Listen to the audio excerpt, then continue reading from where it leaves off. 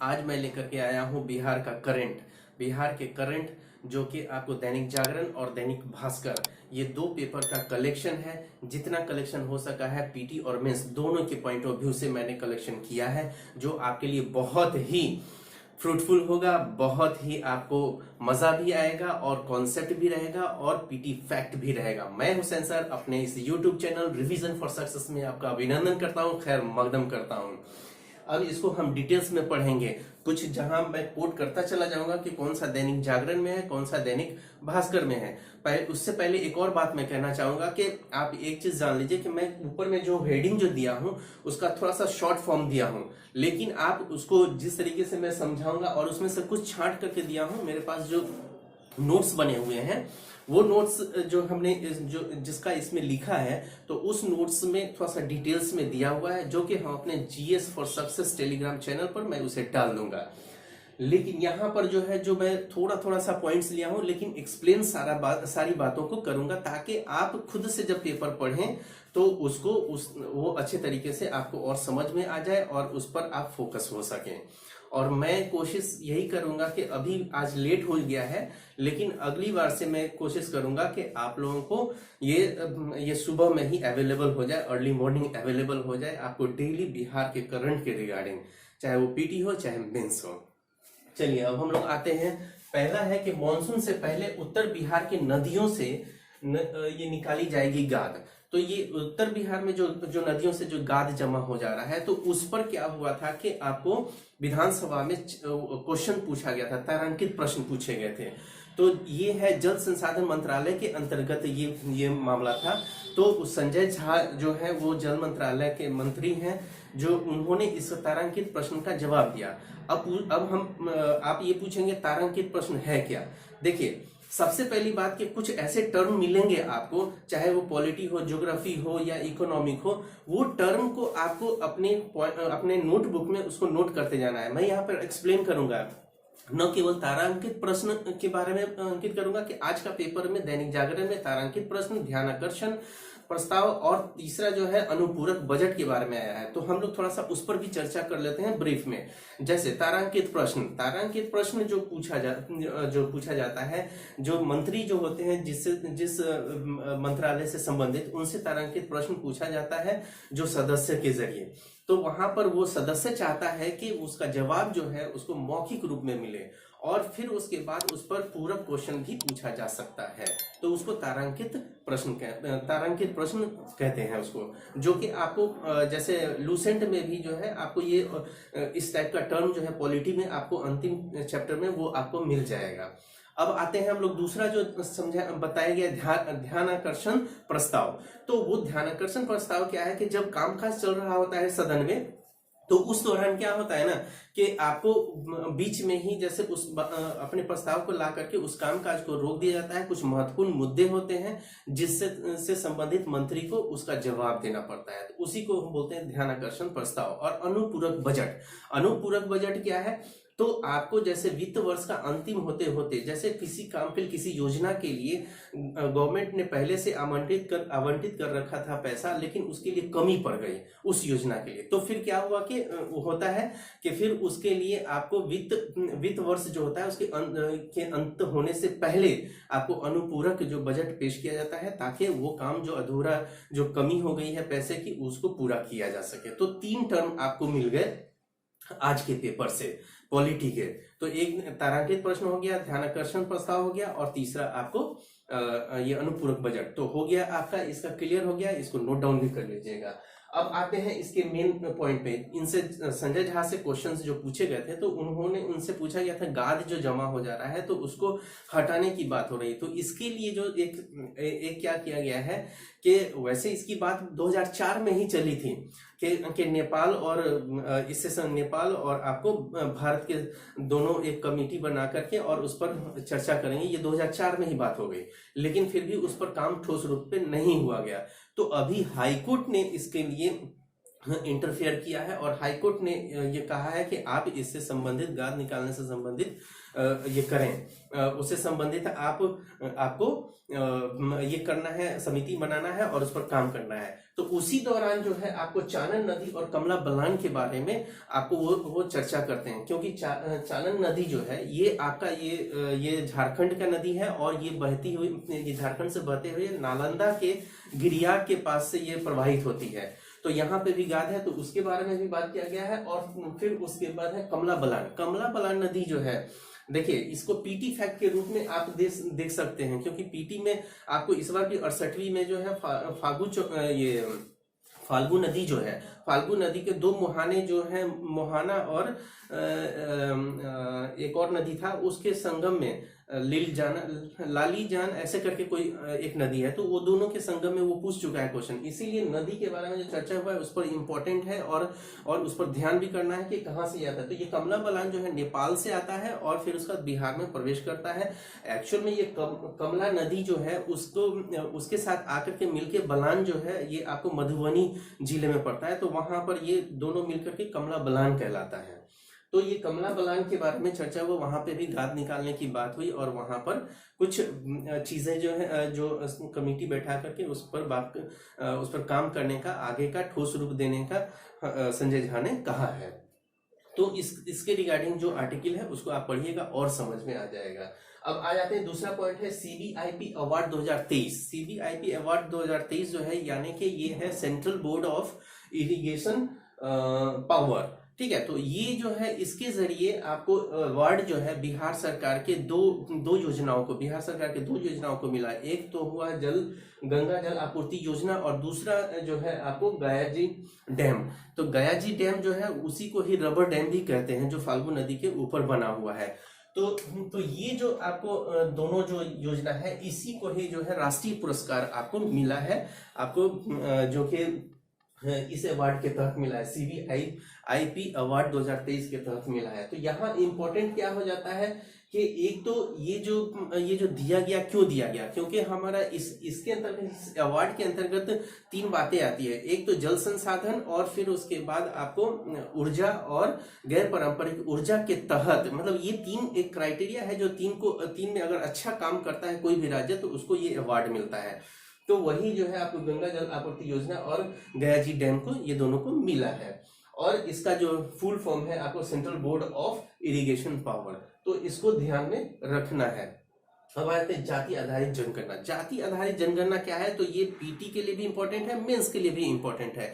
जैसे आपको मेंस में जीएस में क्या होगा कि आपको करंट वाले में ही चाहे 4 जो देते हैं, 4 जो दिया जाता है शॉर्ट क्वेश्चन, तो उसमें सीधा जातीय आधारित जनगणना दे देगा। तो आपको पीटी फैक्ट भी याद रखना है, जो पीटी के पॉइंट ऑफ व्यू से और मेंस के पॉइंट ऑफ व्यू से। अब यहाँ पे जाति आधारित जनगणना का दूसरा चरण जो है 15 अप्रैल से लेकर 15 मई 2023 तक ये दूसरा चरण का काम चलेगा, जिसमें आपको 17 बिंदुओं पर लोगों से जानकारियां इकट्ठा की जाएगी और वो उसका जवाब देंगे। और तीसरा है कि इसका गणना कैसे किया जाएगा, तो मोबाइल ऐप है, फिर उसके बाद ये गणना पत्रों के माध्यम से होगा और फिर उसका पोर्टल के माध्यम से ये गणना किया जाएगा। अब हम लोग का ये रिस्पॉन्सिबिलिटी होता है कि ये तो दैनिक जागरण में दिया हुआ है, इतना ही कुछ बातें दी हुई हैं, लेकिन अब आपको इसका प्रथम चरण कब हुआ था, तो 7 जनवरी 2023 को शनिवार के दिन हुआ था, उसको ध्यान में रखना है।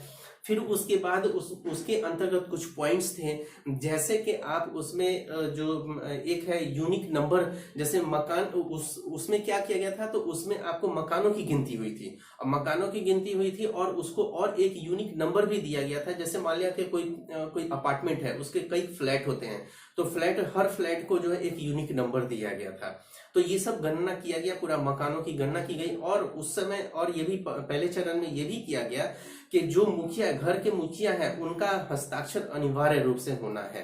तो ये कुछ बातें थी जिसको प्रथम चरण में ये किया गया। तो ये प्रथम चरण में उसको रखा गया था, उसके तहत किया गया था गणना। तो अब ये जो दूसरे चरण है, तो इसको भी ध्यान से रखना है, पेपर में डेली आ रहा है, लगभग डेली आ रहा है, जिसको इकट्ठा करते जाना है, क्योंकि ये मेंस के पॉइंट ऑफ व्यू से, न केवल मेंस बल्कि निबंध में भी जातीय जनगणना का आ सकता है। तो मेंस के पॉइंट ऑफ व्यू से भी इसको निबंध के पॉइंट ऑफ व्यू से भी उसको याद रखना होगा। अब आ जाते हैं अमीरों की थाली में गरीबों का अनाज। अमीर के थाली में गरीब का अनाज, इसका कुछ फैक्ट है, लेकिन फैक्ट कहने से पहले कुछ कॉन्सेप्ट की बात करेंगे। जन वितरण प्रणाली के तहत जैसे राष्ट्रीय खाद्य सुरक्षा अधिनियम 2013 जो था, उसके तहत आपको जन वितरण प्रणाली के माध्यम से गरीबों को अनाज मिलता था। तो अभी इसमें क्या किया गया है, ये क्यों बोल रहा है कि अमीरों के थाली में गरीब का अनाज, तो इसमें हुआ कि जो पदाधिकारी हैं और जो जन वितरण का जो वितरण प्रणाली का जो दुकानदार है, ये दोनों के साठ-गांठ में क्या हुआ कि जो बीपीएल एपीएल वाले जो थे उनके जगह पे जो नहीं है, उनको अमीर लोग हैं उनको मिल गया, चाहे वो अमीर किसान हो चाहे कुछ अमीर लोग हो, तो उनको मिल गया। तो यहाँ पर इसके लिए जो है बिहार सरकार ने उस पर एक ठोस कदम उठाया है, जिसके तहत जो है कंट्रोल करने की बातें की गई हैं। और उसमें कुछ बातें जो है, जैसे राशन कार्ड कई तरह के मिलते हैं, जैसे बीपीएल वाला है, एपीएल वाला है, या अंत्योदय कार्ड हो गया, या ये अन्नपूर्णा कार्ड हो गया। लेकिन और यहाँ पर एक चीज हम फैक्ट के एतबार से हम बताना चाहेंगे, जो कि पीटी के फैक्ट के एतबार से, कि यहाँ पर बीपीएल बोला गया तो बिलो पॉवर्टी लेवल, मतलब जो गरीब लेवल जो है उसका एक क्राइटेरिया निर्धारित किया गया है। जैसे 1 लाख से कम सालाना जिसका आय है उसको आप बीपीएल में रखा जाता है, और साथ ही साथ इसमें उस फैमिली में कोई भी नौकरी पेशा वाला नहीं होना चाहिए, नहीं तो वो नहीं होगा। लेकिन इस क्राइटेरिया को दरकिनार करते हुए पदाधिकारी और जन वितरण प्रणाली का जो दुकानदार जो होते हैं, उन लोगों ने अमीर लोगों को भी देना स्टार्ट कर दिया, और उसमें किसान भी थे। तो इसी के लिए ही ये चीज जो है, इसको मैंने यहाँ पे कहा है। ये आपको मेंस के पॉइंट ऑफ व्यू से कि राष्ट्रीय खाद्य संरक्षण अधिनियम के तहत, मतलब कि उस पर अगर कोई क्वेश्चन आता है मेंस के पॉइंट ऑफ व्यू से, तो आप वहां पर इसको कोट कर सकते हैं। और बीपीएल कार्ड जो है उसका क्राइटेरिया वगैरह पूछ सकता है, तो वो क्राइटेरिया आपको पीटी के पॉइंट ऑफ व्यू से भी इंपॉर्टेंट है, और आप एक्सप्लेन जब करेंगे मेंस के पॉइंट ऑफ व्यू से, तो उसमें भी आपको इंपॉर्टेंट होगा। और हमारा जो नोट्स है उसमें डिटेल्स में दिया हुआ है, जो कि हमारे जीएस फॉर सक्सेस टेलीग्राम पर आप उसको ले सकते हैं।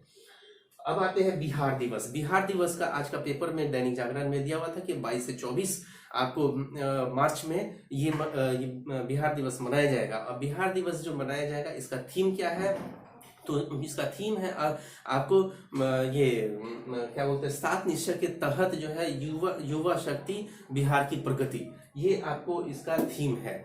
अब आते हैं कि 22 मार्च ही क्यों दिया गया, आपको 22 मार्च को ही क्यों आपको बिहार दिवस मनाया जाता है। तो इसके पीछे जो थोड़ा सा हम जाएंगे कि इसमें जो है आपको, जैसे उस समय 1912 में जो लॉर्ड हार्डिंग उस समय आपको वायसराय था, तो उन्होंने उसी समय ही घोषणा किया था 22 तारीख को उड़ीसा और बिहार, ये दोनों को अलग एक प्रांत के रूप में उसको ये घोषणा किया, मान्यता दिया। तब से 22 मार्च से ही हम लोग बिहार दिवस मनाने का, जो स्वतंत्रता के बाद मनाने का, इसको रखा गया है। और इसमें एक फैक्ट और भी है जो यहाँ पे नहीं लिखा हुआ है, लेकिन नोट्स में आपको मिल जाएगा।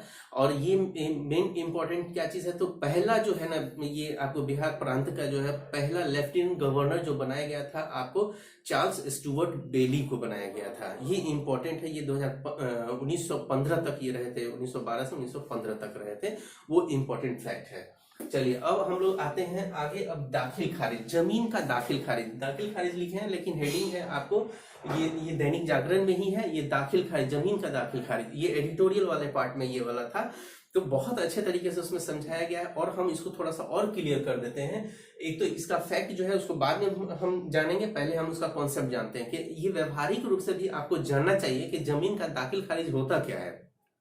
तो इसके बारे में मैं बताऊं कि जैसे होता क्या है कि एक जो खरीदने वाला जो जमीन और एक बेचने वाला जमीन, तो जब कोई बेचता है ना, तो खरीदने वाला जो उसको रजिस्ट्री करवाता है, तो रजिस्ट्री करवा दिया, और रजिस्ट्री तो करवा दिया, लेकिन दाखिल खारिज नहीं करवाता है। इसका क्राइटेरिया है कि 45 दिन से 90 दिन के बीच में आपको दाखिल खारिज करवा लेना है। होता क्या है कि लोग दाखिल खारिज के बारे में सही तरीके से जानकारी नहीं होती है, तो वो लोग दाखिल खारिज नहीं करवाते हैं, चलो बाद में करवा लेंगे। लेकिन होता क्या है कि दाखिल खारिज नहीं करवाए, रजिस्ट्री करवाए, तो आपको जो विक्रेता जो बेचा है तो वो चाहेगा तो आप दाखिल खारिज नहीं करवाए हैं तो वो दूसरे को भी जमीन बेच सकता है। और ये कानूनी रूप में भी आप कोर्ट में जाएंगे तो भी इसको मान्यता नहीं मिलेगा। ये बना हुआ है नियम कि अगर आप दाखिल खारिज नहीं करवाते हैं तो आप जो खरीदे हैं, पैसा दे दिए हुए हैं, तो फिर आपका वो जमीन भी गया, पैसा भी गया। इसीलिए आप लोग दाखिल खारिज को एकदम ध्यान से सुनिए और अपने लोगों को भी बताइए कि हाँ कि दाखिल खारिज होता क्या है, तभी नहीं तो आपको कभी कभी धोखा भी हो जाता है इंसान को। अब आते हैं हम लोग फैक्ट के रूप में कि बिहार जो है दाखिल खारिज जो करने का जो सरकार का है, उसके साथ साथ वो क्या करेगी, नक्शा भी देगी। दाखिल खारिज जैसे ही करते हैं उसके साथ नक्शा भी आपको देगी। ये बिहार जो है ऐसा करने वाला पूरे देश में पहला राज्य बन गया है। तो आपको बिहार दाखिल खारिज के साथ नक्शा देने वाला आपको देश का पहला राज्य बन गया, इसको ध्यान में रखिएगा। अब आते हैं मानवाधिकार आयोग। मानवाधिकार आयोग में ये ज्यादा फैक्ट नहीं है, ये दैनिक भास्कर का ये रिपोर्ट है और इसमें बहुत ज्यादा फैक्ट नहीं है, लेकिन ये आपके निबंध के लिए बहुत इंपॉर्टेंट हो जाता है। मानवाधिकार आयोग यूपीएससी में पूछा जा चुका है निबंध में, तो आपको भी ये पूछा जा सकता है और ये जो है आपको जीएस के पॉइंट ऑफ व्यू से भी इंपॉर्टेंट हो जाता है। यहाँ तो सिर्फ इतना ही कहा गया है कि राष्ट्रीय मानवाधिकार आयोग जो है उसने क्या किया है, बिहार सरकार को नालंदा में जो शराब कांड हुआ था जिसके तहत जो है कई लोग मर गए थे, कोई अंधे हो गए थे, और शराब जो है आप जान रहे हैं कि शराब कितना खराब होता है। तो इस जब आंख ये हो गया, एक बार सुनेंगे कि हाँ कि शराब पीने से गंजा हो गया, आप ये भी सुन सकते हैं कि शराब पीने से लूल्हा हो गया। ये आगे की बात मैं कह रहा हूँ, जस्ट फॉर जोकिंग। तो यहाँ पर हम जो ये चीज कहना चाह रहे हैं कि यहाँ पर जो है राष्ट्रीय मानवाधिकार आयोग ने बिहार सरकार को बोला कि आप तीन लाख रुपया जो मृतक है उनके जो मृतक के आश्रितों को देना है, आपको 3 लाख रुपया। तो ये 6 हफ्ता में इसका प्रमाण भी देना है बिहार सरकार को कि हाँ हमने दे दिया है। जबकि क्या हो रहा था कि नेता विपक्ष वाले और सत्ता पक्ष वाले इसमें बातें हो रही थी। इवन नीतीश कुमार ने भी, हमारे मुख्यमंत्री ने भी ये कह डाला था कि नहीं हम लोग उसको देंगे नहीं, उसको उनको कौशलता प्रदान करेंगे, कौशल प्रशिक्षण देंगे और वो लोग अपना रोजगार करना स्टार्ट कर देगा, लेकिन पैसा नहीं देंगे। लेकिन इसमें क्या हुआ कि राष्ट्रीय मानवाधिकार आयोग ने इस पे हस्तक्षेप किया, क्योंकि मानव के अधिकार का हनन हो रहा है और वहां शोषण भी एक तरीके से देख सकते हैं। या ठीक है गलती उसने किया, लेकिन हमारा अधिकार, मानवाधिकार क्या कहता है कि नहीं आप उसको उसके भरण पोषण के लिए दें। तो वही चीज ये चीज दिया गया, तो 3 लाख रुपया दिया गया। अब ये हमारा यहाँ पर डालने का मतलब है कि मानवाधिकार को भी अच्छे तरीके से जानिए। कुछ फैक्ट हम आपके सामने में हम रख रहे हैं कि जैसे राष्ट्रीय मानवाधिकार जो है, मानवाधिकार संरक्षण 1993 के तहत इस आयोग का गठन हुआ, जो कि आपको 12 अक्टूबर 1993 को हुआ था। और इसका जो मुख्यालय जो है नई दिल्ली में है। और इसके जो प्रथम जो अध्यक्ष हुए थे तो रंगनाथ मिश्र हुए थे, जो कि न्यायमूर्ति थे। और अभी वर्तमान में अरुण कुमार मिश्रा हैं, अभी वर्तमान में इसके अध्यक्ष हैं। ये डाटाज वगैरह है जो कि ध्यान में रखिएगा। इसके उद्देश्य को भी हम लोग, और लंबा वीडियो बन जाएगा इस पर, अलग से एक मैं मेंस के पॉइंट ऑफ व्यू से और निबंध के पॉइंट ऑफ व्यू से मैं एक बहुत अच्छा आपको इस पे दूंगा और फिर मतलब इस पर चर्चा करूंगा नेक्स्ट वीडियो में। वीडियो का मेरा इंतजार कीजिएगा कि और भी वीडियो इस पर भी, जातीय जनगणना पर भी एक अच्छा सा वीडियो मैं लेकर के आऊंगा। ये सब का आप इंतजार करेंगे, मैं जरूर बहुत अच्छा दूंगा कोरिलेट करके, जो एकदम क्रिएटिव तरीके का होगा।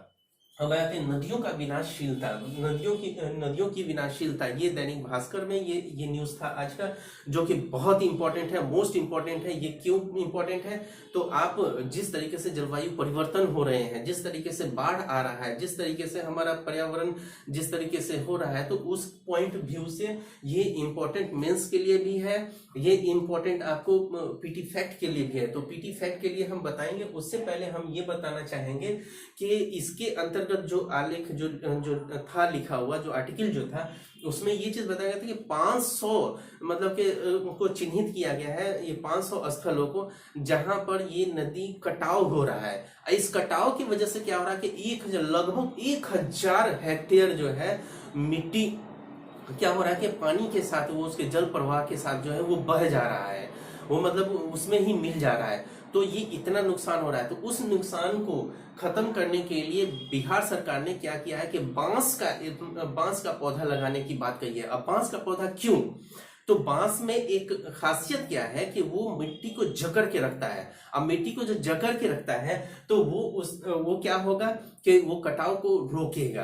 तो इसीलिए बांस को ही आपको तरजीह दिया जा रहा है बिहार सरकार के जरिए, और इसके पौधे को तैयार करने के लिए टिश्यू कल्चर के माध्यम से किया जा रहा है भागलपुर, अररिया और सुपौल में। और 3 लाख पौधा, यहाँ पे नहीं लिखा हुआ है लेकिन 3 लाख पौधा तैयार करने का लक्ष्य रखा गया है, जो कि 2 लाख आपको भागलपुर के टीएनबी कॉलेज पर एक केंद्र बनाया गया है, तो वहां पर उसका पौधा तैयार किया जा रहा है टिश्यू कल्चर से। और दूसरा है आपको अररिया में 1000 पौधा का बनाया जा रहा है, जो कि आपको वो बायोडायवर्सिटी पार्क है, वहां पर इसका केंद्र बनाया गया है। तो ये मोस्ट इंपॉर्टेंट है पीटी के लिए भी, मेंस के लिए भी और इंटरव्यू के लिए भी इंपॉर्टेंट है ये। अब आते हैं इमरजेंसी कॉल बॉक्स। ये इमरजेंसी कॉल बॉक्स जो है ये पटना के कई क्षेत्र में इसको लगाया जाएगा। ये क्या है? तो इमरजेंसी कॉल बॉक्स जो है ना, जैसे इसका एक कंट्रोल रूम रहेगा और आपको कुछ ऐसे आपात स्थिति आ जाएगी, उसकी सूचना दी जाएगी।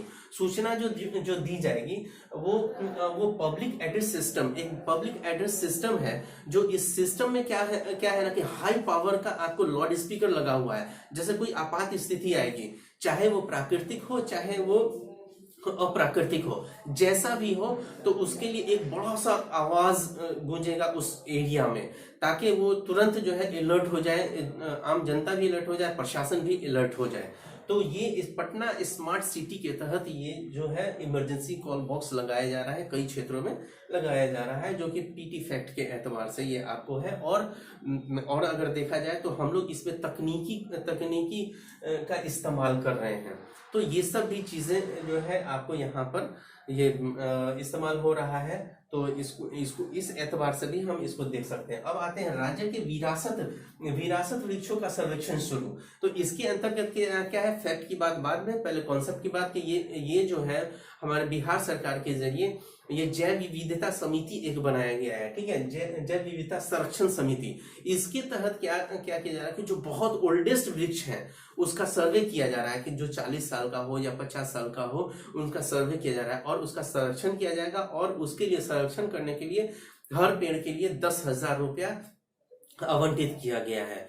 तो वो जो है आपको जैव विविधता संरक्षण समिति के द्वारा और ये जैव विविधता अधिनियम 2002 के तहत इसको ये किया गया है। तो आज मैं लेट से आपको वीडियो आपको अपलोड कर रहा हूं, लेकिन कल से अर्ली मॉर्निंग हो जाएगा, आपको ये डेली मिलेगा, डेली आपको इससे लाभान्वित होंगे। और इसके बारे में और भी मैं चर्चा करूंगा, जो डिटेल्स में चर्चा करूंगा कि पेपर के रिगार्डिंग। तो मैं मेरा नेक्स्ट वीडियो का इंतजार करें, और मेरा ये पसंद आया होगा तो लाइक शेयर कमेंट करना न भूलें। Thank you, all the best.